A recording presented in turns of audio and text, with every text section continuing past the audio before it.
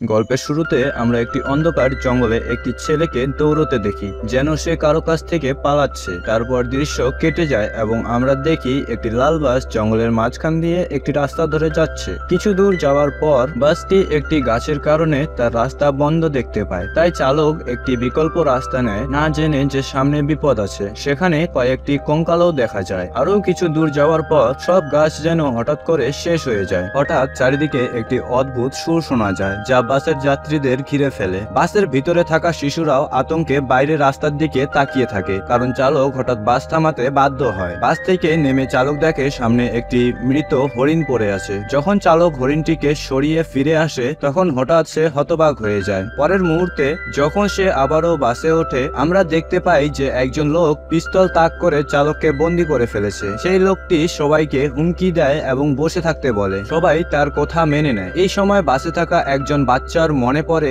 যে সে খবরের কাগজে এই লোকের কথা পড়েছিল। এই লোকটি একজন সিরিয়াল কিলার ছিল, যে কিছুদিন আগে জেল থেকে পালিয়েছিল। সবচেয়ে ভয়ঙ্কর বিষয় ছিল যে এই লোকটি শুধুমাত্র কিশোরদের হত্যা করত। তাকে বলা হয়েছিল একজন মানসিক রোগী। লোকটি সবার ফোন জানলা দিয়ে ফেলে দিতে বলে, আর চালক বাস চালিয়ে যায়। কিছুটা চলার পর চালক আরেকটি সাইনবোর্ড মিস করে, যাতে লেখা ছিল যে তারা একটি পরিত্যক্ত সামরিক এলাকায় প্রবেশ করছে, মানে একটি এমন জায়গা যেখানে আগে গবেষণা করা হতো, কিন্তু এখন সেখানে কেউ থাকে না। এটি ছিল একটি টানেল, যার মধ্যে অনেকগুলি আলো ছিল। টানেলের ভিতরে হঠাৎ বাস থেমে যায়। সবাই বুঝতে পারে যে বাসের ইঞ্জিন নষ্ট হয়ে গেছে। সেই মানসিক খুনি মনে করে যে চালক তার সঙ্গে ধোঁকা করছে, তাই সে একটি মেয়েকে বন্দি করে চালককে বলে, চলো নেমে বাস ঠিক করো। কেউ চিৎকার করার চেষ্টা করলে আমি এই মেয়েটিকে মেরে ফেলবো। এই মুহূর্তে হঠাৎ টানেলের আলো নিভে যায়। সবাই আতঙ্কিত হয়ে পড়ে। হঠাৎ করে টানেলের মধ্যে ভয়ঙ্কর আওয়াজ শোনা যায়। খুনি চালককে বলে, যাও গিয়ে দেখো ওখানে কি আছে। চালক তার টর্চ নিয়ে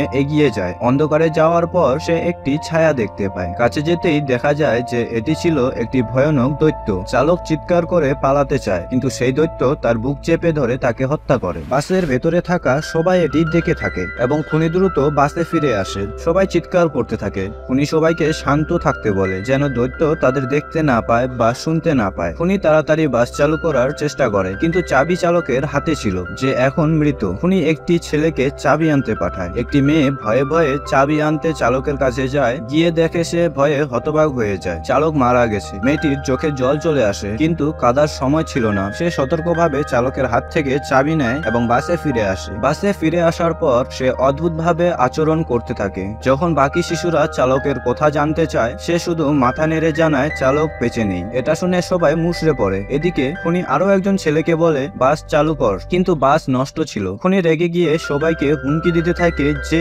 যদি বাস না চলে তবে সে সবাইকে মেরে ফেলবে। ছেলেটি ভয়ে ভীত না হয়ে খুনির সঙ্গে ঝগড়া শুরু করে, আর হঠাৎ করে আরেকটি ছেলে পিছন থেকে খুনিকে ধাক্কা মেরে ফেলে দেয়। খুনি মাটিতে পড়ে যায়, আর ছেলেটি তার হাত থেকে বন্দুক কেড়ে নিয়ে খুনিকে বন্দুকের মুখে নিয়ে ফেলে। এটা দেখে খুনি হেসে ওঠে এবং বলে, তুমি আমাকে মারতে পারবে না। কাউকে মারতে গেলে অনেক সাহস লাগে, যা তোমার নেই। ছেলেটি কিছু করার আগেই হঠাৎ বাসের ছাদ থেকে আওয়াজ আসতে শুরু করে। এই আওয়াজে সবাই বিভ্রান্ত হয়ে পড়ে এবং খুনি আবার বন্দুক কেড়ে নেয়। এখন বাসের বাইরে থেকে আসা আওয়াজগুলি আরো জোরে হতে থাকে, যার ফলে সবাই ভয়ে জমে যায়। খুনি বাস থেকে নেমে চিৎকার করে বলে, যেই হও অন্ধকার থেকে বেরিয়ে এসো, আমার সামনে আসো। ঠিক তখনই খুনি হঠাৎ চুপ হয়ে যায়। তার মুখে ভয়ের এক অদ্ভুত হাসি দেখা যায় এবং হঠাৎ কেউ তার ওপর আক্রমণ করে। আক্রমণকারী তার মাথা শরীর থেকে আলাদা করে দেয়। বাসের ভিতরে বসে থাকা শিশুরা এইসব দেখে হতবাক হয়ে যায়। দৈত্যটির হাতে খুনির মাথা ছিল এবং সেই দৈত্যটি ভয়ঙ্কর টেন্টাকল সহ দেখা যায়। শিশুরা নিজেদের বাঁচানোর জন্য বাসের ভেতরে থাকতে চায়, কিন্তু এরই মধ্যে বাসের বাইরে থেকে ভয়ঙ্কর আওয়াজ শুনতে থাকে। বাসের দরজায় কেউ ধাক্কা দিতে থাকে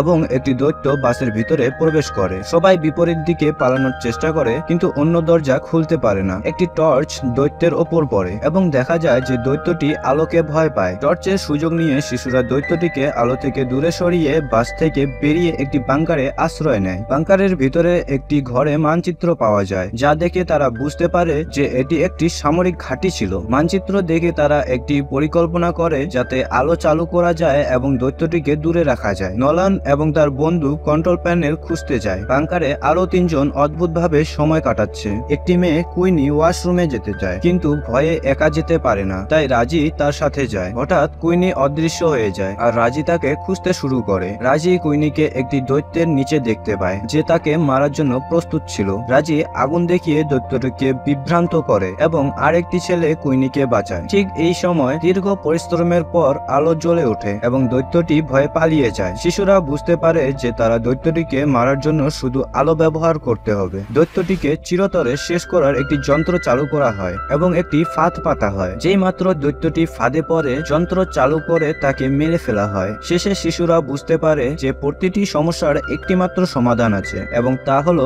সাহস। গল্প এখানেই শেষ হয়।